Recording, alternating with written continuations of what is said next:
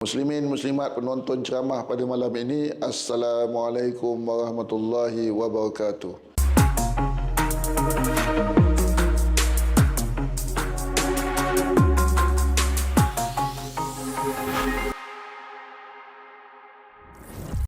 Bismillahirrahmanirrahim. Alhamdulillahi rabbil alamin wa bihi nasta'in ala umurid dunya waddin, wassalatu wassalamu ala asyrafil anbiya'i wal mursalin Sayyidina Muhammadin wa ala alihi wa sahbihi ajma'in.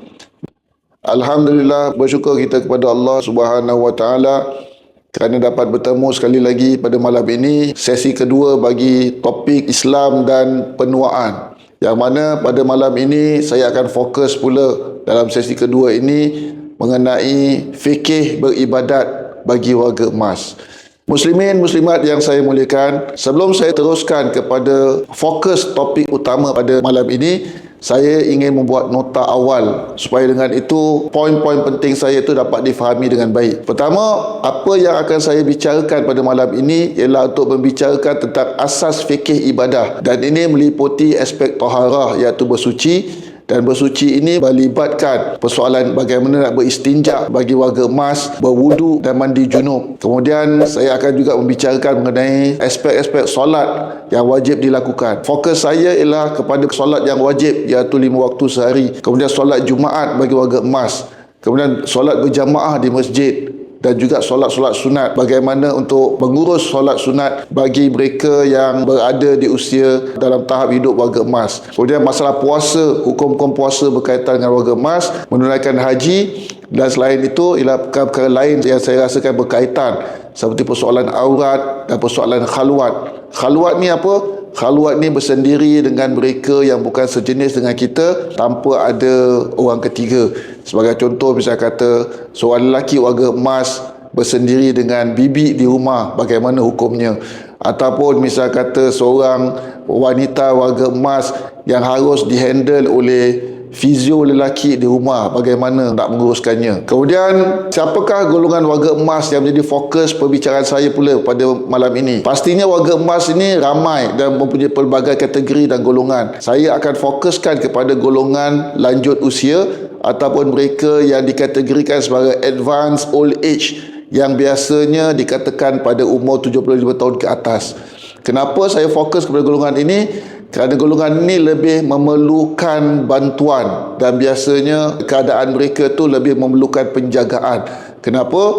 Kerana keadaan fizikal mereka yang semakin lemah. Ramai di antara mereka pula dalam usia seperti ini berpenyakit seperti diabetes, darah tinggi, sakit jantung atau arthritis, ataupun dah mula tanda-tanda demensia dan sebagainya. Kemudian ada di antara mereka pula ini disebabkan usia tua dan juga penyakit-penyakit kronik yang ada, mobiliti mereka terhad. Kerana mungkin ada yang telah dipotong kakinya kerana diabetes, dan ataupun ada yang kerana usia tua dah tak boleh lagi nak bergerak sendiri, jadi mobiliti mereka terhad. Dan ini semua memberi kesan kepada hukum-hukum beribadah bagi mereka. Dan golongan ini juga kenapa perlu kita fokus, kerana semakin bergantung pada orang lain untuk melakukan banyak perkara. Nak mandi, kemudian nak berwudu, dan kadang-kadang hingga nak pakai telkung pun perlukan bantuan orang. Jadi ini semua membabitkan hukum. Jadi saya tidak dapat cover semua kategori golongan warga emas. Kerana apa? Kerana keterbatasan ruang dan juga masa. Dan mungkin pada sesi lain jika berkeperluan, saya akan cuba usaha untuk membangunkan konten-konten yang berkaitan dengan warga emas pada usia yang berbeza. Kemudian hukum fikih yang akan saya kongsikan pada malam ini, yang akan saya tawarkan bagi menyelesaikan pelbagai masalah warga emas untuk beribadah, saya sampaikan dalam bentuk rentas mazhab. Rentas mazhab maksudnya ialah dia tidak fokus kepada satu mazhab Syafi'i saja yang biasa diamalkan orang kita. Kenapa? Kerana biasanya masalah-masalah orang tua ini dia lebih mudah dan praktikal untuk kita selesaikan apabila kita mengambil daripada pelbagai mazhab. Kalau kita ingin fokus kepada satu mazhab saja, biasanya ialah satu mazhab tidak mampu untuk menawarkan solution yang praktikal, kerana pasti ada satu mazhab itu yang tidak mampu untuk akomodir keadaan-keadaan tertentu. Sebagai contoh, misal kata masalah sama ada batal wudu ataupun tidak. sentuhan seorang lelaki dengan perempuan yang bukan mahramnya.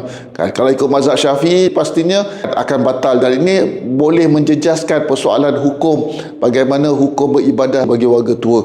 Kerana kalau warga tua itu lelaki dijaga oleh bibi, jadi ini memerlukan banyak interaksi fizikal yang mungkin akan mengganggu persoalan wuduk dia. Maka dengan itu kita perlukan solusi daripada mazhab lain, bagaimana untuk memberi kemudahan dan praktikal bagi golongan tua beribadah. Kemudian apabila saya menyampaikan hukum-hukum yang akan saya sampaikan nanti berkaitan dengan pelbagai hukum ibadah warga emas, saya akan membataskan pada hukum semata-mata. Saya tidak dapat menawarkan hujah atau dalil. Kenapa? Kerana keterbatasan masa dan ruang. Ada banyak benda yang perlu saya cuba kongsikan. Seperti mana yang saya senaraikan tadi, kalau nak dihujahkan semuanya itu dengan dalil, hadis Al-Quran dan akwal pendapat-pendapat para ulama, dia akan mungkin mengambil masa berjam-jam, kan? Mungkin satu modul yang tersendiri. Dan itu mungkin sebagai permulaan tidak berkesan. Maka dengan itu, tingkat awal ini sebagai introduction. Eloklah kalau saya bataskan kepada hukum saja dan mengenepikan dalil-dalil bagi hukum berkenaan. Namun, para penonton jika ingin mencari penjelasan, bolehlah sama ada berhubung dengan saya, bertanyakan dalil daripada apa yang saya sampaikan itu, ataupun sumber rujukannya, ataupun boleh ditanyakan kepada asatizah lain, kan?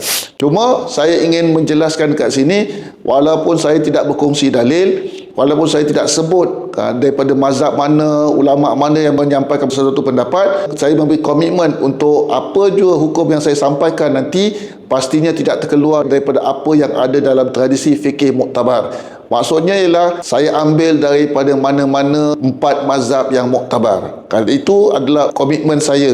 Saya akan berusaha untuk berpegang pada 4 mazhab yang muktabar saja dalam menyampaikan hukum-hukum bagi menyelesaikan pelbagai masalah warga emas untuk beribadah. Muslimin, muslimat yang saya muliakan, sebagai pendahuluan saya akan membicarakan tentang hukum-hukum ibadah bagi warga emas yang dalam kategori mereka yang sihat akal tapi tidak sihat fizikalnya, iaitu golongan yang 75 tahun ke atas, akalnya sihat tapi fizikalnya itu mempunyai banyak penyakit sehingga menjejaskan aktiviti fizikal. Apakah maksud dengan warga tua yang sihat akal? Maksud sihat akalnya ialah waras, akalnya seperti biasa, belum lagi mempunyai simptom-simptom mereka yang dikategorikan sebagai mempunyai masalah mental seperti demensia dan sebagainya. Kenapa perlu kita identify tentang kewarasan akal warga tua? Kerana kalau kita dah kategorikan seorang warga tua tu sebagai akalnya sihat, masih seperti biasa, maka dia tu dengan sendirinya kekal sebagai seorang mukallaf. Mukallaf ni siapa? Mukallaf ni ialah setiap Muslim yang wajib melakukan perintah agama, baik melakukan yang wajib ataupun meninggalkan yang haram. Maka golongan mukallaf ini, salah satu syarat dia ialah dia haruslah, selain daripada dia tu dah baligh, dia haruslah berakal, iaitu waras. Maka warga tua yang masih waras, kewajipan agamanya tidak tergugur. Namun jika dia tu tidak sihat fizikal, ni maksudnya apa? Dalam fizikal dia tu, kadar fizikal dia tu ada kelemahan-kelemahan, dia ada sakit yang mengganggu aktiviti fizikal dia.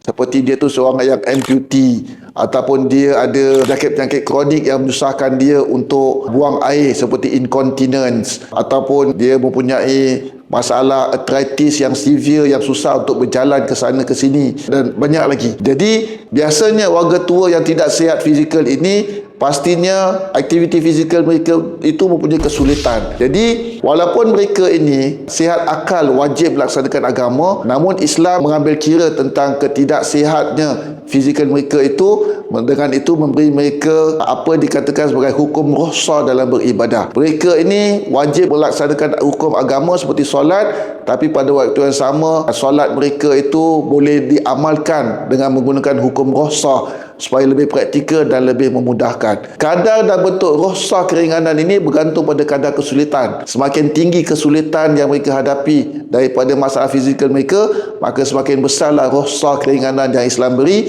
Nanti saya akan sentuh secara detail dalam setiap aspek ibadah dalam slide yang akan datang. Sekarang kita masuk kepada bab taharah. Taharah ni bersuci. Jadi bersuci ini dalam konteks beribadah ada 2 benda. Satu perkara yang paling penting ialah tentang berwudu. bagaimanakah warga tua ini dapat berwuduk untuk beribadah, untuk solat khususnya? Maka dalam hal ini, satu cara yang praktikal yang boleh kita lakukan bagi memudahkan warga tua ini berwuduk ialah dengan menggunakan alat penyembuh, sprayer. Kenapa? Kerana dengan melakukan alat penyembuh ini, dia mengurangkan bergerak ke tandas dan dia membolehkan warga tua itu melakukan sendiri perkara itu tanpa bantuan. Ataupun kalau orang lain perlu membantunya, dia boleh dilakukan oleh orang lain dengan mudah. Dengan menggunakan sprayer ini, dia juga meminimalkan berkecah apabila kita ambil wuduk. Bandingkan kalau misalnya kata kita ambil wuduk tanpa sprayer dengan menggunakan baldi kecil yang diletak air, pastinya itu lebih sukar untuk diurus berbanding kalau kita menggunakan penyembuh. Jadi ini satu cara hukum bagaimana untuk mengambilkan wuduk bagi warga tua, sama ada warga tua itu lakukan sendiri ataupun dibantu oleh orang lain. Yang kedua, berkaitan dengan tayamum. Tayamum ni apa? Tayamum ini ialah sebagai ganti kita mengambil wuduk dengan menggunakan debu ataupun tanah. Dan Islam membolehkan bertayamum sebagai menggantikan wuduk dengan air apabila seorang warga tua itu tidak boleh guna air untuk berwuduk. Kenapa?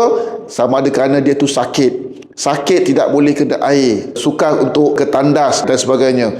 Ataupun dia tu tidak sakit, tapi dia ada sakit yang mana kena air itu tidak memudahkan diri dia, cuma akan melambatkan dia sembuh. Seperti misalkan kalau dia ada luka, kalau sentiasa dia ambil wuduk basah luka tu akan lambat sembuh, dan lambat sembuh itu akan memberi risiko kepada warga tua ini ada infection, terutama kalau dia tu ada diabetes, makin menyulitkan, akan menimbulkan komplikasi lagi.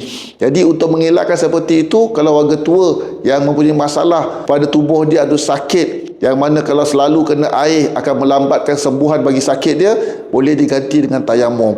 Ataupun warga tua yang tak sakit tapi takut sakit kalau terkena air. Bila? Ini bergantung pada warga tua. Ada mungkin warga tua ada kondisi badan dia yang sensitif dengan sejuk, tak boleh sejuk sangat. Kena air sikit pun dia berasa sejuk. Maka yang ini dia tak sakit, cuma kalau kena air kerana badan dia sensitif dengan sejuk, dia boleh jadi sakit. Ataupun mungkin pada waktu itu musim sejuk, sama ada, saya yakin mungkin ada yang menonton ceramah saya ni mungkin duduk di negeri seperti Australia yang ada winter, musim sejuk. Jadi pada ketika itu kalau menjaga orang tua dan kita takut orang tua kita sakit disebabkan oleh mengambil wuduk kena air yang berterusan, maka boleh digantikan dengan tayamum. Ataupun dia tidak boleh guna air sendiri dan tiada siapa pun yang boleh membantu untuk mengguna penyembuh air. Sebagai contoh, seorang warga tua, dia dalam keadaan ingin solat zuhur dan dia tidak boleh pergi toilet sendiri dan dia tidak boleh nak ambil wuduk sendiri, dan mungkin pada kebetulan pada waktu itu tak ada siapa-siapa pun yang boleh membantu dia. Jadi bagaimana kalau dia nak solat? Jadi caranya ialah kalau dia ada penyembuh di sebelah katil dia itu, ataupun dia boleh bertayamum saja. Maksudnya apa? Penyembuh pun tak ada dekat sebelah katil dia. Jadi bagaimana dia nak solat? Dia boleh dengan bertayamum saja. Sebagai contoh, dia baru bangun tidur, tengok bibi tak ada, anak tak ada, nak pergi toilet sendiri tak boleh, tapi dia rasa daripada aku duduk termenung, baik aku solat. Maka dia nak solat bagaimana? Bolehlah dia bertayamum saja. Bagaimana nak bertayamum? Ini nanti saya akan ajarkan, iaitu boleh bertayamum dengan menggunakan bahan tayamum khas yang boleh dibeli di kedai, boleh disediakan. Ataupun kalau benda ini menyukarkan, boleh juga dilakukan dengan alat tayamum tadi, debu tanah tadi ini boleh diletak di dulang dan ditepuk dengan tangan kita. Bagaimana? Dengan disapukan di muka dan juga disapukan di kedua belah tangan kita. Kalau misal kata alat tayamum ni pun tak ada penyembuh air, tak ada tanah untuk tayamum, bibit tak ada, tapi kita nak solat, orang tua tu nak solat, bagaimana? Boleh bertayamum dengan tepuk di dinding ke, ataupun tepuk di bantal ke, atau tepuk di sofa ke apa, supaya dia boleh terus beribadah tanpa bantuan daripada orang lain. Kemudian berkaitan dengan ini ialah tentang hukum sentuhan kulit antara lelaki dan perempuan yang bukan mahram. Sebagai contoh, sebagai suami dan isteri, pesakit lelaki dan bibi ataupun nurse atau perawat fizio. Bagaimanakah benda ini? Maka dalam hal ini kita boleh beramal dengan pendapat yang mengatakan tidak batal wuduk seorang itu jika hanya sentuhan kulit tanpa syahwat. Dan ini bukan satu pendapat yang asing, kerana pendapat seperti ini juga biasa diamalkan oleh kalangan kita pada ketika melakukan umrah dan haji pada waktu-waktu sibuk. Jadi perkara yang sama boleh kita lakukan dalam mengurus orang tua kita atau mengurus diri kita pada usia waktu tua, supaya memudahkan kita untuk beribadat dan tidak menyusahkan kita untuk sentiasa mengambil wuduk mengulang-ulang. Kerana apa? Pastinya kalau kita seorang lelaki jaga oleh bibi akan mempunyai risiko kerap tersentuh dan memerlukan kita untuk mengulang-ulang wuduk kita, dan ini mungkin menimbulkan suasana yang tidak praktikal dalam beribadah. Kemudian bagaimana pula wuduk bagi golongan yang kodong anggota amputee, seperti mereka yang dipotong kakinya kerana diabetes. Caranya ialah kalau kita berwuduk, sapu di anggota wuduk. Sebagai contoh, kalau kaki sebelah kiri itu dipotong, sapu di anggota wuduk yang masih ada, bergantung kepada apa yang dipotong lah. Maka kalau di bahagian kaki kita atau di bahagian tangan kita masih ada anggota wuduk yang boleh disapu dengan air, maka kita sapukan. Tapi kalau di kaki yang biasanya dipotong hingga ke peringkat lutut, dengan sendirinya di kaki itu anggota wuduknya dah tak ada lagi. Maka kalau anggota wuduknya dah tak ada lagi, tak wajiblah untuk kita sapu apa-apa pada anggota itu. Kerana apa? Di kaki itu dah tak ada anggota wuduk lagi untuk disapu, maka tak wajib. Hal ini ada relevannya. Relevannya apa? Biasanya golongan amputee ini, mereka akan pakai satu stokin yang khusus, kompresor di situ. Kalau kita bagi hukum bahawa mereka perlu tetap ambil wuduk, sapukan air di anggota berkenaan sebagai syarat sekalipun, ini akan menyebabkan mereka harus buka stokin itu, sapu wuduk, pakai balik, dan mungkin akan menyulitkan. Maka pendapat yang lebih mudah ialah kalau kaki kiri seorang itu telah dipotong hingga ke peringkat lutut, maka kita hukumkan di situ berpegang pada pendapat yang mana di kaki kiri itu sudah tidak ada anggota kaki yang wajib disapu wuduk, maka tidak wajib sapu apa-apa di situ. Maka berwuduk dengan hanya sapu di kaki sebelah kanan saja. Maka dengan itu tidak perlu pakai buka kompresor sok yang dipakai oleh golongan amputee biasanya. Aspek kedua daripada toharah selain berwuduk ialah mandi junub. Mandi junub ni berlaku dalam 3 perkara. Satu, bila seorang tu mimpi hingga keluar air mani. Yang kedua, bila suami isteri berhubungan jenis. Yang ketiga, apabila wanita itu suci daripada haid. Maka kita andaikan kalau perkara-perkara ini masih berlaku lagi di kalangan warga tua, maka bagaimana nak mandi junub? Iaitu mandi seperti biasa dengan melakukan sendiri atau bantuan orang lain, jika boleh. Dan ini digalakkan. Kenapa? Kerana dengan mandi ini menyegarkan dan bagus juga untuk kebersihan diri kita.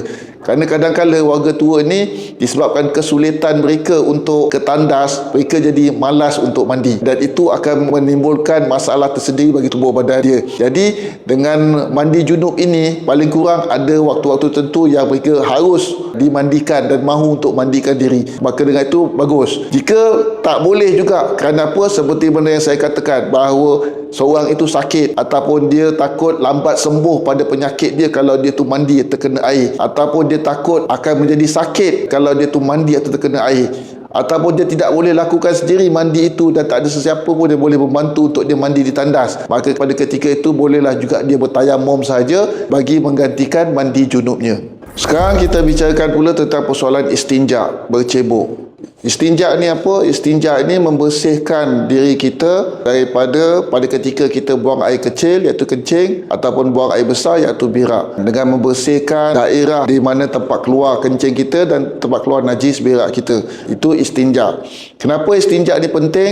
Kerana istinja ni adalah syarat untuk kita bersuci, supaya dengan itu kita boleh lakukan ibadat yang lain seperti solat dan juga baca Al-Quran.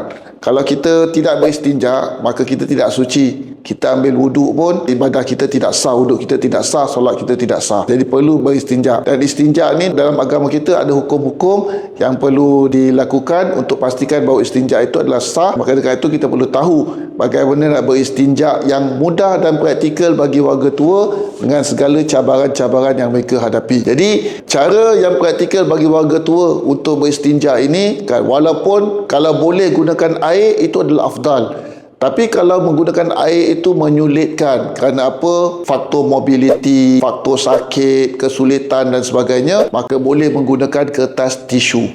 Dan ini perlu saya jelaskan. Di kalangan masyarakat kita, orang Melayu ini, menggunakan kertas tisu ni satu benda yang mereka tidak selesa. Kerana dia melihat benda ni sebagai satu amalan bangsa lain, suatu benda yang tidak bersih. Sedangkan dalam hukum fikih kita sebenarnya adalah boleh saja kita menggunakan kertas tisu untuk beristinja walaupun kita boleh gunakan air. Kerana apa? Dalam kitab fikih kita mengatakan bahawa beristinja ini boleh menggunakan air atau menggunakan batu walaupun kita ada air. Itu perlu kita faham. Artinya menggunakan batu ini dia bukan condition pada ketika kita tidak ada air. Ada air pun kita boleh menggunakan batu untuk beristinja. Namun di zaman moden ini taklah kita gunakan batu lagi untuk beristinja. Kerana ramai ulama berpendapat bahawa tisu paper atau toilet tisu itu adalah equivalent kepada batu yang kita belajar dalam kitab fikih klasik. Maka boleh saja menggunakan tisu sebagai ganti air bagi memudahkan kita beristinja. Kerana menggunakan tisu ini lebih mudah, tidak berkecah, tidak membasahkan tilam dan sebagainya, maka lebih menjaga kebersihan. Jadi gunakan tisu ini kebaikannya ialah kurang bergerak, tidak berkecah dan lebih mudah. Maka cara bagaimana menggunakan tisu ada dua cara. Satu, kita lap di tempat keluar najis 3 kali atau lebih dengan menggunakan tisu yang berlainan. Maksud tisu berlainan apa? Ambil satu tisu kecil, lap 1 kali, lepas tu kita buang tisu tu. Yang kedua, ambil satu lagi tisu kecil, lap 1 kali, 2 kali, kita buang. Kemudian kita ambil tisu ketiga, lap, kita buang. Kalau kita rasa yang itu masih tak bersih lagi, ambillah 4, 5 ke 6 ke apa, sehingga kita rasakan dah bersih di tempat keluar najis kita itu. Itu satu cara, iaitu 1 kali lap dengan menggunakan satu tisu yang berbeza. Cuma kalau kita gunakan seperti ini, janganlah sampai kita membazir sampai setengah tisu paper kita habiskan, kerana itu dah jadi masalah lain pula. Yang kedua, kita boleh menggunakan juga satu tisu paper. Ini khususnya kalau kita nak setakat untuk membersihkan diri daripada buang air kecil saja. Satu tisu paper kita gunakan di tempat tisu yang berbeza-beza itu untuk kita colek ataupun kita lap 3 kali atau 4 kali di kemaluan kita yang keluar najis. Satu tisu paper apa, misalnya kitchen paper towel kan besar, kita boleh satu ujung kita sapu 1 kali, satu ujung kita sapu 1 kali, satu ujung sapu 1 kali, yang ujung keempat kita sapu, lepas tu kita buang. Jadi kita gunakan satu untuk 1 kali membersihkan tempat keluar najis kita. Jadi itu satu cara yang kedua. Bagaimana pula kita menangani masalah penyakit incontinence yang banyak berlaku di kalangan orang tua? Incontinence ni apa? Ialah dia sudah hilang keupayaan untuk mengawal keluar najis, terutama air kencing dia tu bagaimana? Kerana air najis boleh keluar saja tanpa dijangka seperti mana kita waktu muda dahulu. Orang tua ni dia boleh keluar bila-bila masa saja. Dalam hal ini, cara praktikal menguruskan mereka ialah dengan menggunakan pampers. Dan mereka boleh pakai pampers dan solat dengan menggunakan pampers, dibiarkan begitu saja, kecuali kalau misalnya pampers itu dah soil, dah teruk sangat, dah basah. Macam pampers budak kan dah basah, dah kembung pun, kerana dah terlalu lama sangat kumpul banyak air kencing apa, ataupun mungkin najis taiknya dah banyak, maka pada ketika itu barulah dibuang, digantikan dengan pampers baru. Tapi selama mana pampers itu dipakai masih lagi tidak teruk, maka boleh digunakan untuk melakukan solat. Maka pada ketika itu orang tua itu disolat dalam keadaan pakai pampers yang walaupun kadang-kala air kencingnya masih keluar, maka itu dimaafkan oleh Allah SWT. Dalam hukum fikir kita itu dimaafkan. Kerana apa? Benda tu berlaku bukan atas kawalan dia, itu dah termasuk daripada kesulitan yang dia tidak boleh kawal. Jadi bagaimana golongan yang ada incontinence seperti ini, dia mempunyai hukum wudu yang tersendiri, iaitu dia wajib berwudu pada setiap kali solat wajib. Sebagai contoh, kalau nak sembahyang zuhur, dia pakai pampers, tu air kencing dia mungkin keluar sikit-sikit, maka dia ambil wudu dan dia solat zuhur. Nanti apabila pada waktu asar nak solat asar, dia ambil wudu pula untuk solat asar, walaupun dia tidak melakukan perkara-perkara yang membatalkan wudu yang lain seperti kentut ke pegang itu pegang ini ke apa, tak ada, cuma keluar kencing saja, dia tetap perlu ulang wudu dia untuk setiap solat wajib dia. Tapi untuk solat sunat dia boleh menggunakan wudu dia tu untuk seberapa banyak kali. Sebagai contoh, dia pakai pampers kerana incontinence, lalu dia ambil wudu untuk solat duha, maka dia boleh solat duha, kan berapa banyak kali solat duha yang tidak amalkan, boleh. Namun bila waktu masuk zuhur, dia kena ambil wudu semula bagi solat zuhur dia. Hukum wudu yang seperti ini juga boleh diamalkan bagi mereka yang pakai tiub untuk mengeluarkan najis daripada tubuh badan mereka, seperti tiub untuk mengeluarkan tahi mereka daripada perut, daripada ususnya keluar melalui tiub, ataupun mereka yang pakai tiub di alat kelamin mereka untuk keluarkan kencing mereka. Mereka yang pakai tiub ini, air kencing akan keluar tanpa kawalan daripada mereka, dia akan sentiasa keluar sendiri saja, mengalir daripada pundi-pundi kencing mereka. Dan maka mereka ini dihukumkan sama seperti golongan yang mengalami incontinence. Maka dengan itu, wuduk mereka itu ialah wuduk bagi setiap solat wajib yang hendak dilakukan. Dan bagi solat sunat, mereka boleh amalkan seberapa banyak solat sunat yang mereka ingin lakukan. So, bagaimana kalau misalnya pampers mereka dah itu kotor sangat, dah basah kan, maka ganti pampers yang sudah bernajis. Caranya ialah dengan kita sembuh air ke bahagian tubuh yang ditutupi oleh pampers itu, dilap dengan tisu kering, lepas tu diulang-ulang beberapa kali hinggalah pada kadar yang menghilangkan najis. Kenapa buat seperti ini? Kerana ini adalah andaian bahawa biasanya orang tua yang seperti ini mungkin sulit untuk pergi ke toilet. Kerana nak bawa dia pergi ke toilet, turun ke toilet dan sebagainya, itu semua akan menyulitkan. Maka dengan cara yang mudah ialah untuk kita berpegang pada pendapat yang tidak perlu bawa dia untuk kita siram air mengalir pada dia untuk menghilangkan segala najis, tapi memadai dengan kita spraykan saja, kemudian lap pada kadar yang kita rasa menghilangkan najis seminimal mungkin, lepas tu pakaikan semula. Dan ini memudahkan. Cara ini juga saya lakukan adalah satu cara yang praktikal. Kenapa? Kerana kalau kita ingin berpegang pada pendapat bahawa tak boleh ustaz, bagaimana dia nak solat dalam keadaan pampers dia tu ada najis, wajib kena ganti. Kalau kita ingin berpegang pendapat seperti itu, maksudnya apa? Setiap kali orang tua tu ingin solat, dia perlu ganti pampers. Kerana apa? Untuk memastikan bahawa pampers dia tu tidak bernajis. Jadi kalau satu hari ada 5 kali solat, 5 kali kena ganti pampers. Ini pastinya tak praktikal dan akan menyulitkan bukan sahaja bagi orang berkenaan dan juga bagi penjaga. Kemudian dia juga melibatkan persoalan kos. Kalau satu hari kita perlu ganti pampers pada orang tua kita kerana semata-mata untuk membenarkan dia tu solat tanpa ada pampers yang bernajis, jadi satu bulan berapa banyak pampers yang harus kita pakai, kos dia tu bagaimana? Dan ini kalau orang kaya, tak apalah, dia ada kaya, dia boleh belanja. Kalau tidak beramal dengan pendapat seperti itu kerana dia kaya, tak apa. Tapi kalau kita andaikan rata-rata orang-orang kita ni masih mempunyai pendapatan yang tidak semewah seperti itu, untuk membelanjakan pampers orang tua kita semata-mata kerana untuk memastikan bahawa dia tu solat tanpa pampers yang bernajis, ini satu benda yang tidak praktikal. Maka yang lebih praktikal ialah untuk kita berpegang dengan apa yang saya cadangkan dalam penyampaian saya tadi.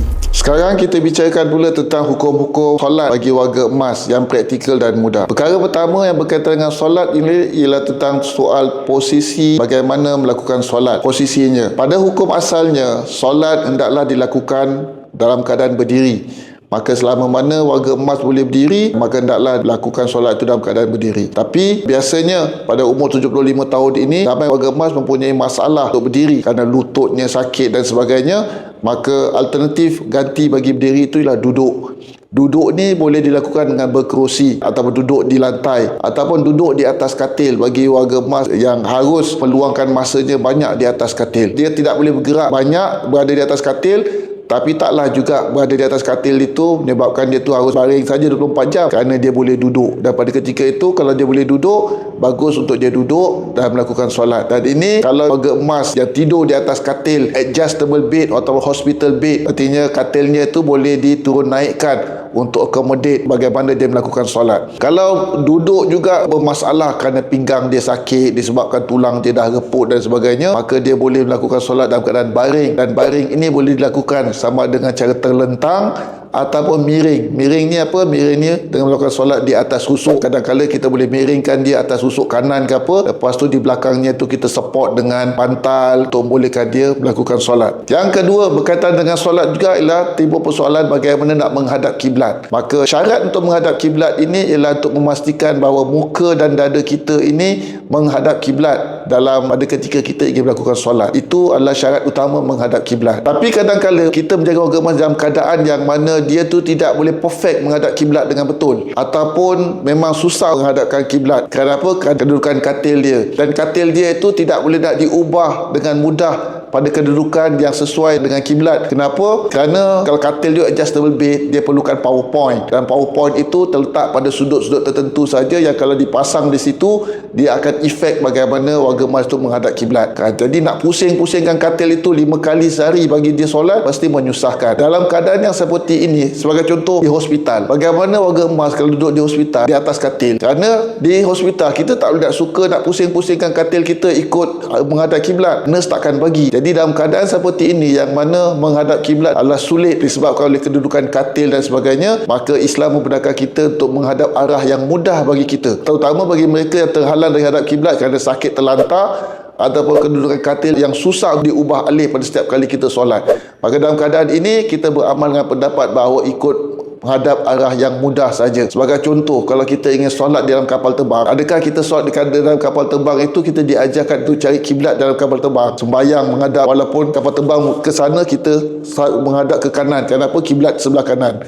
Tidak seperti itu. Kita duduk di atas kapal terbang, kita solat dengan mengikut arah kapal terbang itu ke mana kapal terbang itu bergerak, walaupun mungkin dia itu tidak menghadap kiblat dengan betul. Jadi sama juga bagi orang sakit, kita boleh beramal dengan amalan seperti itu pada ketika dia tu solat di katil yang susah untuk diubah-ubah untuk menghadap kiblat dengan betul. Selain pada itu, satu cara lain untuk memudahkan warga emas yang beribadat melakukan solat ialah dengan menjamakkan solat. Apa maksud menjamakkan solat? Menjamakkan solat ini ialah menggabungkan antara asar dan zuhur di waktu zuhur, dan ini namanya jamak takdim. Ataupun kita menggabungkan asar dan zuhur di waktu asar, ini namanya jamak takhir, jamak tertunda. Ataupun kita gabungkan maghrib dan isyak di waktu maghrib yang namanya jamak takdim, ataupun kita gabungkan kedua-dua salat tadi di waktu isyak yang namanya jamak takhir. Dalam solat jamak ini, solat yang 4 rakaat harus kekal 4 rakaat. Sebagai contoh, kalau kita jamakkan asar dan zuhur bagi orang sakit di negeri dia tu sembahyang 4 rakaat asar dan 4 rakaat zuhur,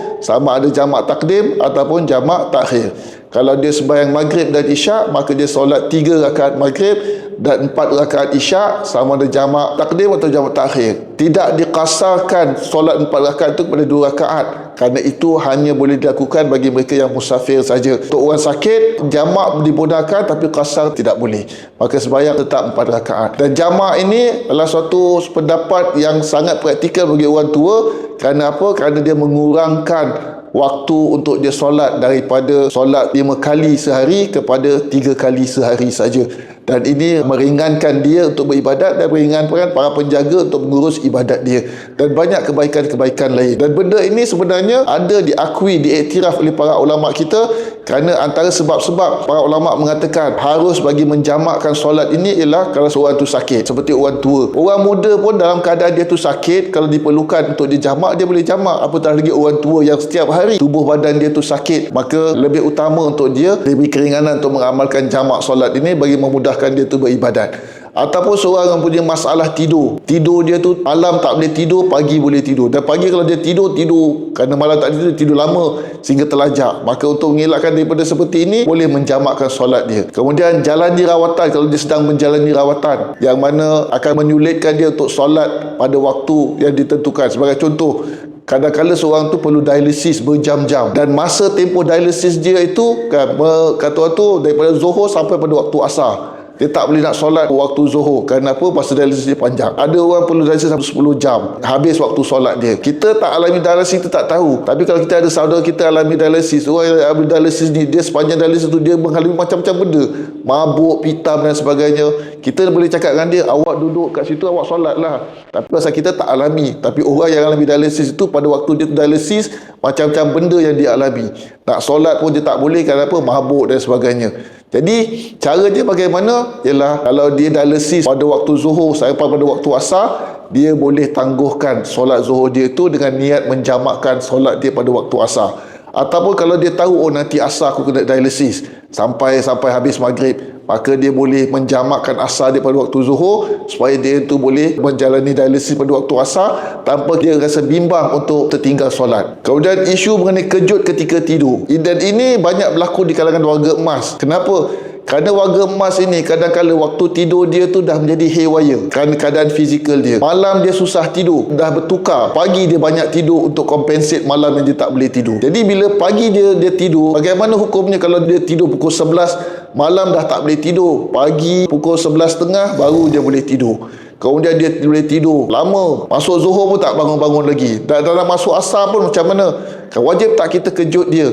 Maka saya cenderung untuk mengatakan bahawa mereka yang seperti ini, yang mengalami masalah seperti ini seharian, kalau dia tu tidur pada waktu solat dan kita terfikir nak kejut tak kejut, maka jawapan saya ialah tidak wajib kejut. Kenapa?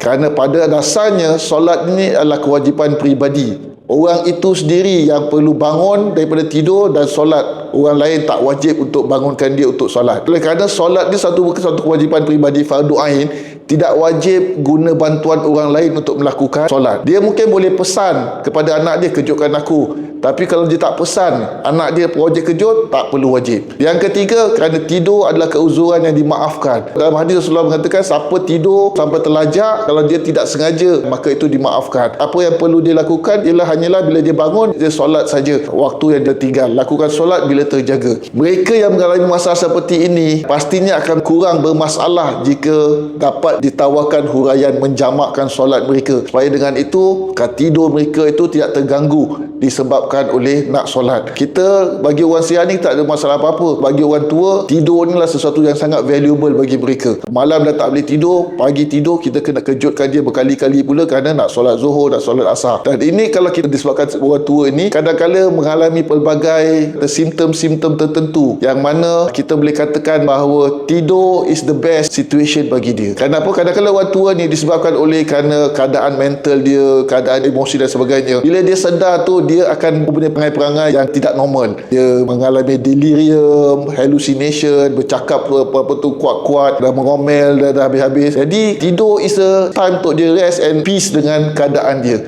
Maka pada ketika dia tidur tu, biarlah dia tidur sebaik-baiknya, kerana itu berehatkan dia dan berehatkan juga para penjaga. Waktu kalau dah terlajak solat pun, biar hatta bila dia bangun baru dia lakukan solat, ataupun kita boleh urus dengan membiasakan dia untuk menjamakkan solat dia. Solat Jumaat bagi warga emas yang sakit ataupun lemah ni maksud apa? Tidak mampu jalan sendiri, dia boleh pergi solat Jumaat, tapi hanya boleh pergi dengan bantuan. Dia tidak mampu jalan sendiri kerana apa? Kaki dah lemah, ataupun dia tu sentiasa mengalami mabuk-mabuk, ataupun dia tu adalah jenis yang wheelchair bound. Maka dengan itu dia perlukan pembantu untuk menghantar dia melakukan solat Jumaat. Ataupun dia tu seorang tua yang mana kalau pergi solat Jumaat sendiri akan membahayakan diri dia, seperti dia tu seorang yang doktor kata sebagai fall risk person, berisiko jatuh. Jadi mereka yang seperti ini sebenarnya yang mempunyai masalah seperti ini dalam jangka panjang, mereka boleh dihukumkan sebagai tidak wajib untuk melakukan solat Jumaat. Jadi orang-orang tua kalau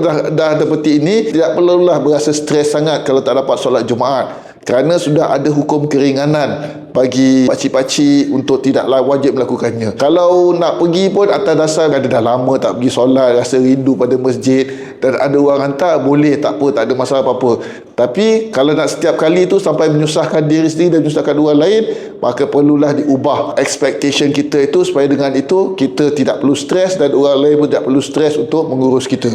Kemudian solat berjamaah di masjid. Bagaimana pula pada pakcik-pakcik yang pada waktu muda tu rajin pergi solat berjamaah di masjid, lalu tiba waktu tua disebabkan oleh sakit dan masalahnya sukar pula untuk pergi solat berjamaah di masjid. Tidak syak lagi, solat berjamaah di masjid inilah sesuatu yang sangat dianjurkan. Tapi pada waktu yang sama, di sisi mazhab Syafi'i, solat berjamaah di masjid ini pada hukum asalnya hanyalah sunat yang digalakkan, sunat muakkadah. Sunat yang digalakkan dia walaupun muakkadah sekalipun, dia tetap sunat. Maksudnya apa? Tidak berdosa jika tidak dilakukan.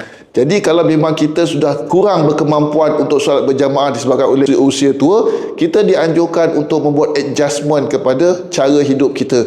Dan jangan kita paksakan diri kita dengan keadaan yang kita tidak mampu lagi melakukannya. Kerana dengan itu kita hanya menyusahkan diri kita dengan hukum yang Islam tidak tuntut dan menyusahkan orang lain. Jadi kalau misal kata orang yang dah tua dan sakit sekalipun yang sukar untuk solat berjamaah di masjid seperti waktu mudanya, kan lebih tidak digalakkan lagi. Kerana apa?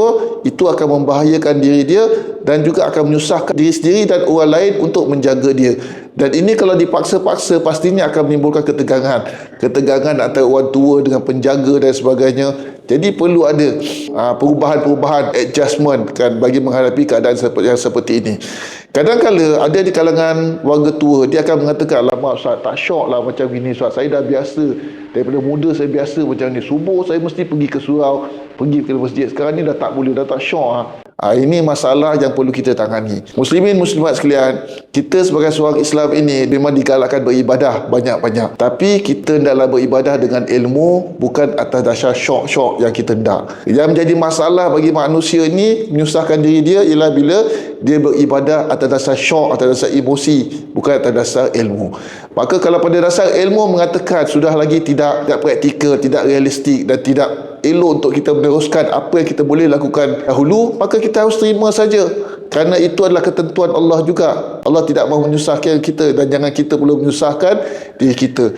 Apa yang Allah dah tak wajibkan pada diri kita, jangan pula kita nak berwajibkan sesuatu yang Tuhan sendiri tidak wajibkan sehingga menyusahkan diri kita dan menyusahkan orang lain. Kan? Jadi ini adalah ilmu. Kan? Maka beribadah dengan cara ilmu, bukan dengan ikut syok, rasa seronok kita semata-mata.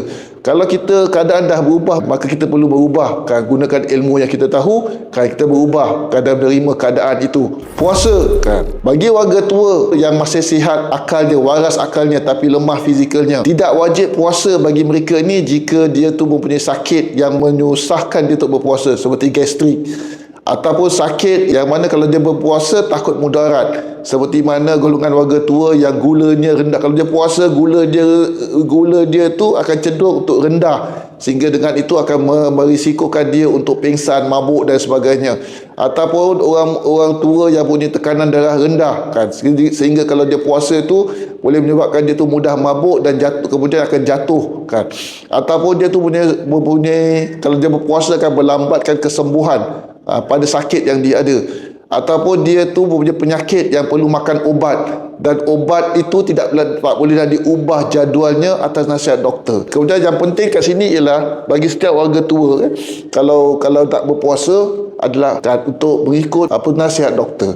Tak kira doktor Muslim atau doktor bukan Muslim. Kalau doktor bukan Muslim sekalipun mengatakan bahawa pakcik sakit dah tak boleh puasa, bahaya untuk puasa kerana akan menjejaskan kesihatan pakcik, maka kita perlu mendengar nasihat pakar. Fas'alu ahla zikri in kuntum la ta'lamun. Dengarlah pendapat pakar yang menasihatkan kita. Kalau doktor kata puasa dah tak bagus bagi diri kita pada ketika usia kita tua itu, maka tidak wajib lagi kita berpuasa. Dengan itu kita terima keadaan kita. Maka orang tua dia tak boleh puasa, bagaimana hukum puasa dia yang dia tinggalkan? Jawabnya ialah, kalau dia tu seorang tua yang memang sakit kronik dan keadaan dia tak boleh puasa tu berpanjangan sampai 3 bulan, 4 bulan, 15 tahun, 2 tahun pun dia seperti itu juga, maka hukum bagi dia ialah boleh, tidak perlu dia qada puasa dia itu. Puasa yang ditinggalkan tu tidak perlu lagi dia qada. Kerana apa? Kerana dah tak praktikal. Bulan tahun ni dia tak boleh nak berpuasa, keadaan dia berterusan. Bila dia boleh qada sedangkan keadaan dia seperti itu berterusan? Sampai puasa yang akan datang pun keadaan dia tu masih sama lagi, sakit dia tu masih sama, kelemahan dia tu masih sama, masih tetap tak boleh puasa. Kalau kita demand dia qada puasa dia, akan menyusahkannya.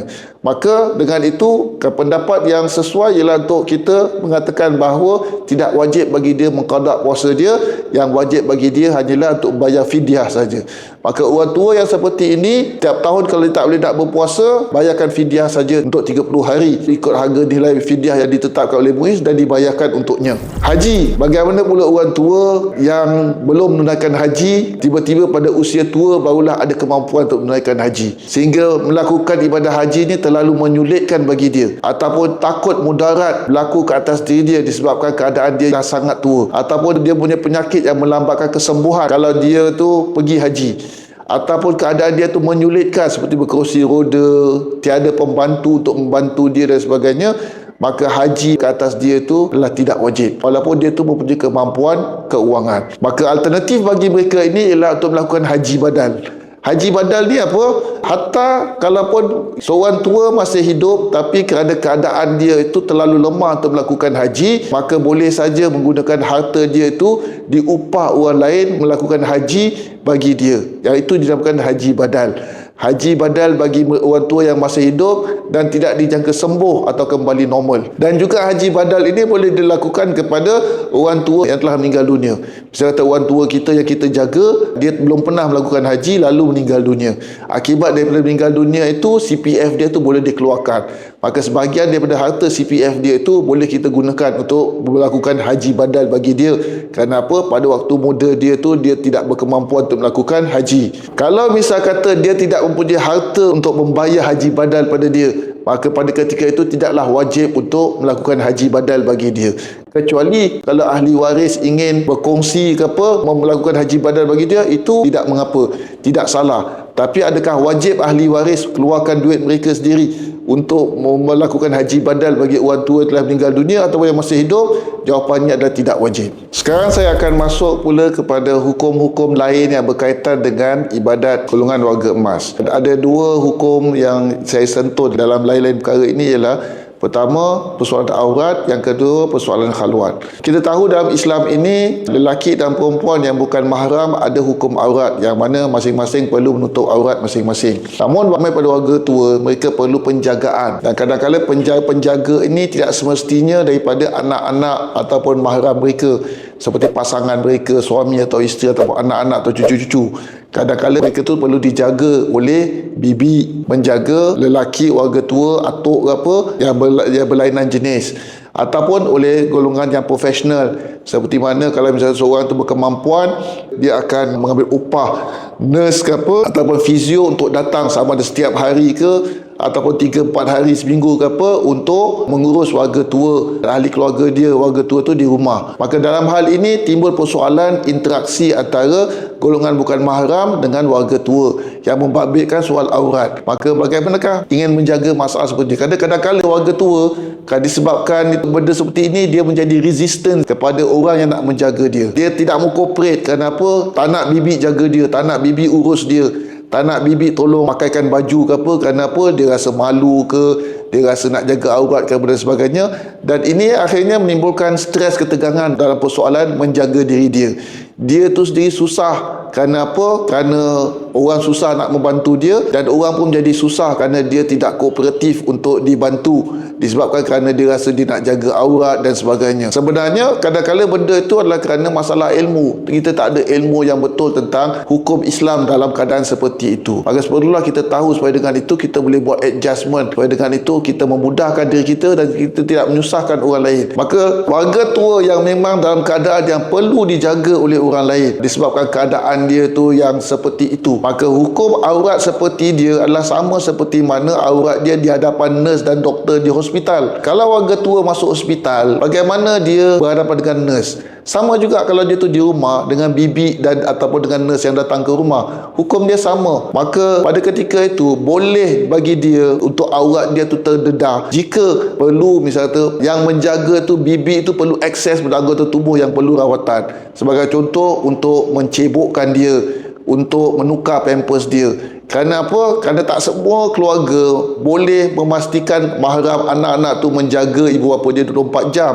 Ada yang perlu keluar bekerja kerana keadaan keluarga dan sebagainya, maka diupah orang lain untuk menjaga, sementara anak-anak boleh keluar bekerja mencari nafkah hidup untuk menjaga dia dan menjaga adik keluarga. Maka dalam hal ini, pada kalau keadaan memang yang seperti itu bagi warga tua, mereka harus terima bahawa boleh si penjaga itu akses anggota tubuh yang perlu rawatan, seperti tukar pampers. Bagaimana nak tukar pampers kalau tidak mendedahkan aurat? Kalau kita tidak mahu ataupun dah tak boleh nak pergi tandas, itu insist minta supaya anak-anak juga yang pergi hantar ke tandas kerana malu nak dicebokkan oleh bibi ataupun nurse kat rumah. Ini tak praktikal. Hukum Islam tidak menuntut kita untuk bersifat tegar dan tegas tentang menjaga aurat sampai ke peringkat seperti itu. Kalau memang kita perlu dijaga oleh orang lain disebab oleh keadaan kita, maka pada ketika itu hukum mengatakan bahawa orang yang menjaga kita itu boleh akses anggota tubuh yang perlu rawatan pada kita, seperti untuk mencebokkan kita, untuk menukar pampers kita, untuk letak ubat. Misal kata kita ada bed sore kita tu di bontot kita, perlu didedahkan bontot kita untuk letak krim, tapi kita tak mahu, nak tunggu anak balik juga letak. Sedangkan pada waktu itu nanti lama-lama akan jadi infection dan akan lebih menyakitkan lagi. Tukar pakaian, kalau tukar pakaian sikit sebanyak pun pasti akan mendedahkan aurat, terutama ibu-ibu dan sebagainya. Jadi ini semua harus kita terima bahawa sebenarnya ada kelonggaran di segi agama untuk membolehkan seperti ini. Khususnya kalau kita faham bahawa dalam Islam ini hukum aurat bagi warga emas tak sama seperti hukum aurat bagi mereka yang bukan warga emas.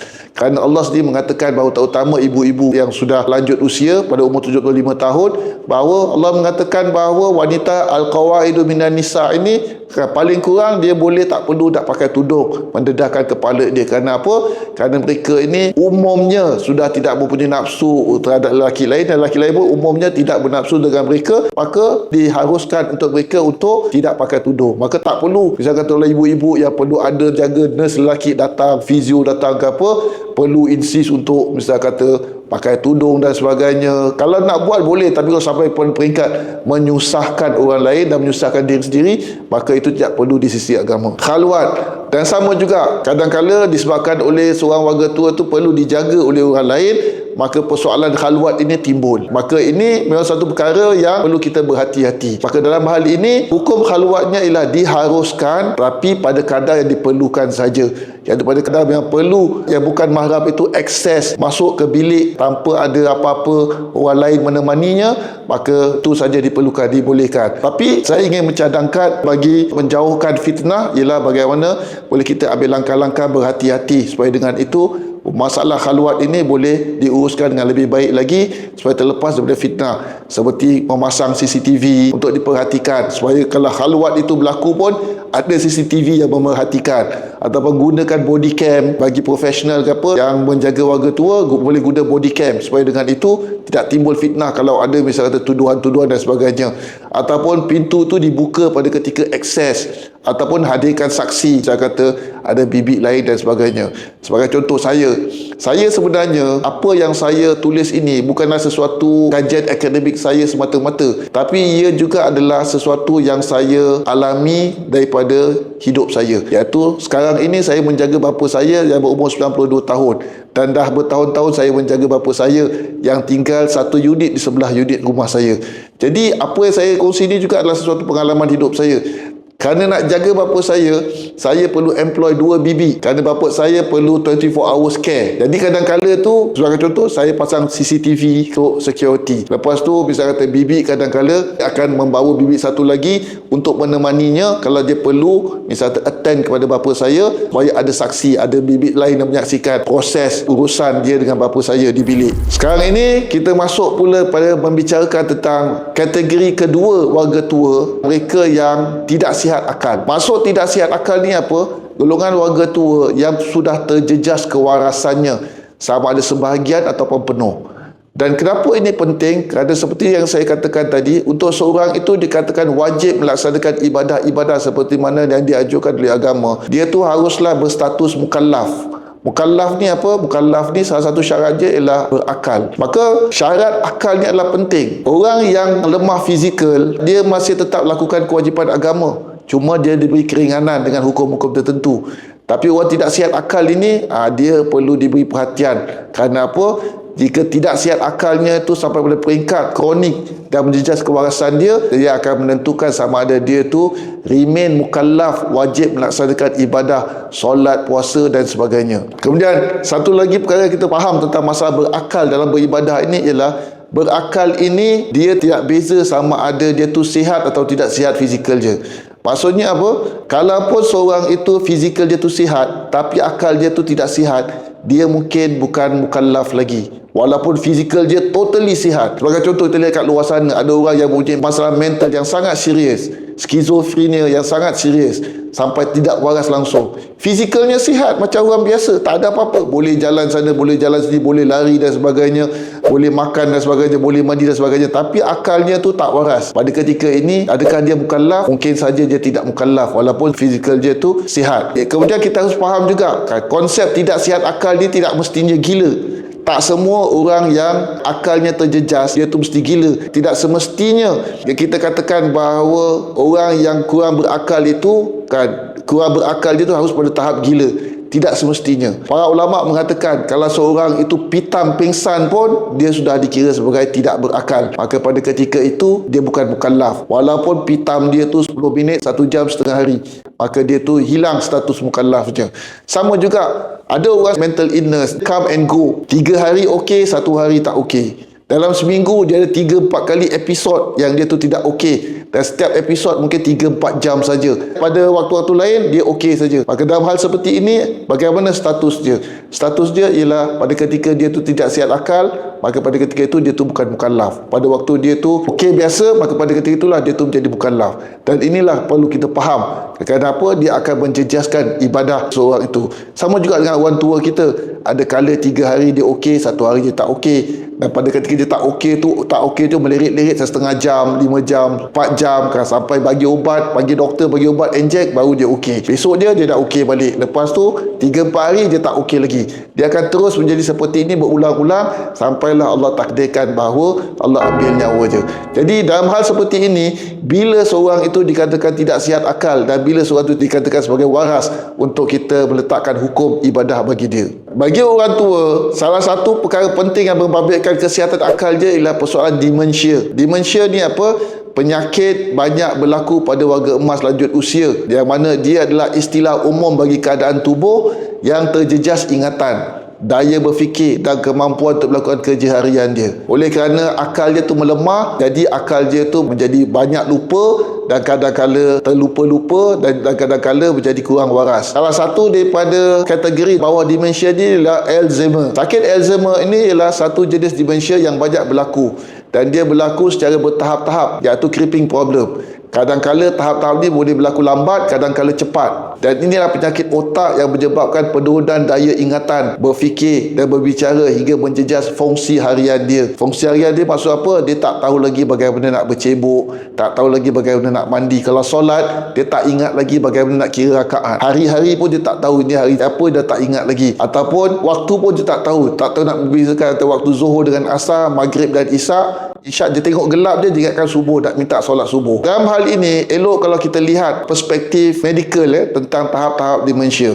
Dan ada banyak cara untuk membahagikan tahap-tahap demensia ini. Saya pilih satu pendapat yang membahagikan demensia ini kepada 7 bahagian. Yang mana 7 tahap ini mempunyai hukum-hukum yang tersendiri. Bagaimana kita nak tahu kalau warga tua yang kita jaga tu ataupun kita sendiri tu mempunyai masalah demensia? Jawapannya ialah dengan kita berjumpa dengan doktor dan meminta nasihat doktor. Tapi untuk itu pastinya kita perlukan early symptoms untuk kita fikir, aku ni dah ada demensia ke apa? Early symptom tu kalau kita seorang tu kita dapati sudah regularly mula terlupa. Terlupa itu terlupa dekat mana dia letak handphone dia, terlupa dekat mana dia letak kunci kereta dia. Kadar kelupaan dia tu lebih daripada normal yang kita observe. Bisa kata so regular. Jadi yang seperti ini dan juga bila dah masuk umur 50 tahun itu, eloklah kalau kita cepat-cepat kalau kita berhadapan seperti itu, orang tua kita sudah mula tunjuk-tunjuk sayang seperti ini, maka kita bawa dia pergi jumpa doktor untuk mendapat early diagnose. Kenapa? Apa je penyakit, kalau kita dapat early diagnose, kita boleh senang mengurus dan membuat preventive measures supaya tidak menjadi lebih teruk lagi. Kalau kita tidak boleh merawat dia sampai baik sekalipun, paling kurang kita boleh mengurangkan risiko. Dan ini termasuk dalam perkara yang saya katakan dalam sesi pertama, pentingnya untuk kita sentiasa bersifat proaktif dalam mengurus warga tua dan usia tua kita itu. Jadi buat check up dan minta nasihat doktor tentang sama ada kita ni dah ada demensia. Kalau sudah ada demensia pada stage yang keberapa. Kerana di sana dalam dunia sains, dalam dunia perubatan ini sudah ada teknik-teknik pemeriksaan untuk di-scan otak kita, scan kepala kita dan juga buat skor ke apa tentang sama ada kita sudah mengalami demensia atau tidak dan pada kadar yang seperti mana. Maka kalau doktor sudah mengatakan bahawa kita ada demensia, maka pada ketika itu kita anggap itu adalah sebagai suatu diagnose daripada professional expert opinion, maka itu adalah realiti bagi kita. Namun kita perlu faham bahawa tidak semua mereka yang telah dikatakan mempunyai demensia terjejas status mukallaf mereka. Maka mereka yang doktor kata kamu sudah ada demensia tahap ini, tidak semestinya baguslah saya dah tak wajib solat lagi. Tak sepertinya seperti itu. Kerana apa? Kerana ada orang yang telah dikatakan demensia oleh doktor tapi dia tetap wajib beribadat seperti biasa. Siapa golongan ini? Golongan ini ialah bila keadaan demensia itu belum lagi menjejas fungsi harian hidup dia. Yang kedua, secara umum demensia dia itu belum mengganggu kewarasan dia. Maksudnya apa? Dia masih lagi fungsional seperti manusia biasa. masih boleh bercakap seperti biasa, masih boleh tahu hari apa, waktu apa, masih boleh berkira dengan baik, masih boleh bekerja. Cuma dia ada lupa sekali-sekala ataupun selalu, tapi masih tetap waras. Kemudian demensia dia itu tidak menunjukkan bahawa menjejas kemampuan ibadat dia. Sebagai contoh, dia secara peribadi, secara individu masih tahu waktu apa, waktu zuhur ke waktu asar dia tahu, masih tahu kira rakaat, sembahyang masih tahu kira rakaat. Tak adalah kalau dia sembahyang setiap kali sembahyang maghrib jadi 2 rakaat, sembahyang isyak jadi 6 rakaat, 8 rakaat tak habis-habis. Tu tengok, kenapa bapa aku sembahyang isyak dia tak habis-habis lagi? Kan? Kenapa? Kerana mungkin dia sudah sampai di peringkat yang sudah demensia, yang dia tak ingat rakaat dia berapa, dia ulang, dia tak sedar. Sedangkan kita tengok bapa aku dia sembahyang isyak kok dah sampai 8 rakaat tak habis-habis. Kalau dah sampai pada tahap seperti itu, maka kita tahu bahawa demensia dia tu dah sampai pada tahap yang mana sudah menjejas kemampuan beribadat dia. Dia ambil wuduk dah tak tahu sekuen wuduk dia. Baru ambil cuci tangan saja, terus dia dah habis. Dia terlupa nak cuci kaki pula. Ini menunjukkan tanda bahawa demensia dia sudah menjejas kemampuan dia beribadat dengan baik. Jadi dalam 7 stage demensia yang saya tunjukkan tadi, kan, yang ini, maka demensia yang masih lagi belum menjejas status mukallaf, pada pendapat saya dalam pembacaan dia lah mereka yang pada tahap 1 dan 4 dalam rajah. Tahap 1 hingga 4 pada pembacaan saya adalah mereka yang sudah ada demensia tapi belum terjejas hukum mukallaf dia, maka dia wajib beribadat seperti biasa. Kalau dia tu dalam keadaan lemah fizikal, maka kelemahan fizikal dia itu bolehlah digunakan hukum-hukum yang saya sebutkan tadi. Mereka yang masih waras tapi terjejas fizikalnya untuk beribadah dengan baik. Kemudian, kan, bagaimana pula dengan demensia yang menjejas status mukallaf? Bilakah seorang tu ada demensia yang menjejas status mukallaf dia? Iaitu bila demensia dia itu sudah tahap pada peringkat jejas fungsi harian hingga jejas kemampuan beribadah. Dia tidak kenal waktu, tidak ingat rakaat, tidak boleh lakukan rukun ibadat dengan betul sendiri. Golongan yang seperti ini ada pula 2 jenis. Satu jenis A, iaitu mereka yang terjejas, tapi terjejas mereka itu tidak kekal. Maksudnya apa? Dia tu terjejas on off. Satu hari okey, satu hari tak okey. Dalam seminggu mungkin satu hari tak okey, 2 hari tak okey, yang lain-lain hari okey. Jadi dia on off seperti itu. Ini adalah demensia dalam bacaan saya ialah mereka yang berada pada tahap 4.7 hingga 5.7 dalam rajah tu. Jadi mereka yang punya simptom-simptom 4.7 dan 5.7 tu, mereka ni dalam golongan yang A ini, yang terjejas tapi tidak kekal on off. Yang kedua, golongan yang terjejas status mukallaf dia disebabkan oleh terjejas kewarasannya yang kekal. Kekal ni maksudnya berpanjangan, iaitu seperti golongan yang demensia tahap 5.8 hinggalah tahap 7 yang ditunjukkan dalam rajah tadi. Golongan ini yang terjejas akal kewarasannya kan status mukallaf je. Apakah hukum-hukum golongan kedua ini? Maka hukum ibadah bagi jenis A, iaitu demensia dia itu on off. Maka hukum dia yang praktikal ialah tidak wajib pada ketika berlaku demensia. Sebagai contoh, kalau misalnya dalam satu minggu itu dia akan 3 kali dia tu ada episod demensia dia, dan setiap episod mungkin mengambil masa 3 jam 4 jam barulah habis. Habis tu bukan apa, kerana dibagi obat take effect, barulah demensia dia tu cool down. Ini orang panggil sebagai dia punya flare, demensia flare dia. Pada ketika dia mengalami demensia seperti itu, dia mengambil masa 4 jam 5 jam, yang kadang-kadang menyebabkan dia tak boleh nak solat, maka pada ketika itu solat tidak wajib pada dia. So whatever ibadah pada ketika itu, solat dia itu pada waktu dia demensia dihukumkan sebagai tidak wajib. Kalau dia tidak melakukan, maka tidak berdosa dan tidak perlu diqada dan diulang. Kerana apa? Kerana itulah keringanan yang diberikan kepada dia. Tidak perlu qada salat yang hendak dilakukan pada ketika waras, kekerapannya tinggi. Sama golongan ni seperti sakit kronik yang berpanjangan. Jadi untuk memudahkan ibu bapa kita beribadah yang lebih praktikal.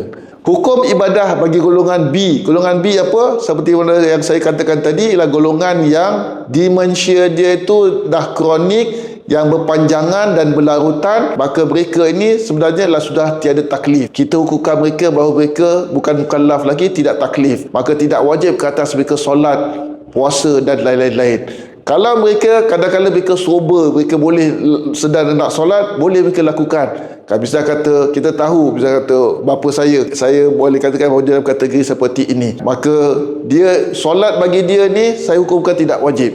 Dan saya katakan kepada bibi tidak perlu nak uruskan ingatkan bapa solat. Tapi pada waktu-waktu bila sekalipun, kadang-kadang tiba-tiba dia teringat nak solat, dia akan minta, walaupun pada waktu malam ke apa, waktu pukul 3 pagi dia bangun, dia kata, "Bibi, saya nak solat maghrib." Walaupun pukul 3 pagi, maka saya akan beritahu bibi, "Bapa nak solat apa, biarkan dia solat saja." Kalau dia solat saja, walaupun pada waktu itu sudah 3 pagi, dia solat saja. Kerana apa? Untuk memuaskan hati dia, untuk menggembirakan hati dia, walaupun tidak wajib. Maka kalau dia nak lakukan, bagus. Dan kalau dia lakukan tidak sempurna, kita dah tahu bapa kita ni dah dementia, dalam keadaan yang teruk, dia nak solat, dia solat. Tapi solat isyak dia tu 3 rakaat, 2 rakaat. Tak perlu kita tegur, tak perlu kita tegur. Kerana apa? Kerana biarkan dia saja sampai dia habis solat. Kerana apa? Kerana sebenarnya dia dah tak wajib lakukan solat. Dia lakukan solat itu atas dasar apa? Atas dasar kerana untuk menggembirakan hati dia saja. Jadi golongan yang seperti ini kita guna hukum rukhsah bila perlu dan sesuai. Apa yang kita perlu lakukan pada mereka ialah untuk menggalakkan mereka berzikir saja selama mereka mampu. Banyakkan mereka berzikir saja. Kalau dia memang dah tak wajib solat, maka kalau dia tak solat walaupun dah masuk waktu, tak perlu kita ingatkan dia, paksa dia ke apa, mengomel kepada dia ke apa, kerana dah malas solat ke apa. Sebenarnya dia bukan dah malas solat, tapi kerana keadaan akal dia tu menyebabkan dia lupa tentang kewajipan solat dia.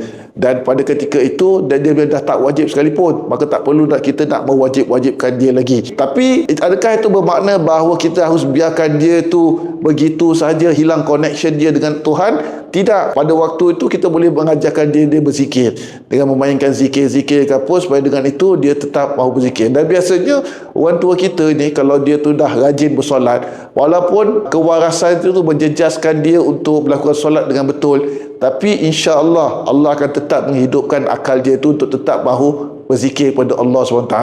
Bagi dia tasbih, biarlah sepanjang hari dia nak gentil tasbih, berzikir. Tak solat pun tak apa. Kerana pada ketika itu, kan, ibadah dia yang penting ialah sememangnya untuk berzikir saja. Sekian saja muslimat-muslimat sekalian, penyampaian saya mengenai topik ini. Kan, saya pasti dalam penyampaian saya ini ada banyak kekurangan-kekurangannya, kerana ia adalah sesuatu isu yang bukan mudah untuk ditangani bagi ceramah dalam tempoh 1 jam ini. Maka saya berikan di sini ialah rujukan-rujukan bagi validate penyampaian saya bagi sesiapa yang berminat untuk memeriksa dan memastikan bahawa penyampaian ini adalah sesuatu yang mempunyai sandarannya di sisi tradisi ilmu agama kita. Saya berikan rujukan. Kalau bagi mereka yang tidak boleh nak membaca dalam bahasa Arab, boleh saja bawa rujukan ini kepada mana asatiza untuk misal kata ditunjukkan di mana-mana dalam rujukan ini yang berkaitan dengan apa yang saya sampaikan dalam ceramah pada malam ini. Sekian saja. Saya mohon maaf atas kekurangan saya. Sekali lagi saya mengatakan bahawa apa yang saya sampaikan ini bukanlah semata-mata daripada usaha akademik semata-mata, tapi ia juga adalah hasil daripada pengalaman saya menjaga bapa saya bertahun-tahun, yang sehingga hari ini masih lagi dalam jagaan saya pada usia 92 tahun. Beliau hidup sebelah rumah saya. Setiap hari saya harus menjenguk dan melihat dia, memerhatikan urusan hidup dia, dan saya jaga pada keadaan dia tu fully waras sampailah pada keadaan hari ini yang Allah takdirkan bahawa dia sudah berada dalam keadaan yang tidak lagi dalam pandangan saya wajib untuk melaksanakan hukum-hukum agama ke atasnya. Maka saya anjurkan dia untuk mengisi masa dia tu dengan membajak berzikir, baca Al-Quran, baca buku, ataupun tengok video-video ceramah yang baik-baik saja. Itu saja. Wabillahi taufiq wal hidayah. Wassalamualaikum warahmatullahi wabarakatuh.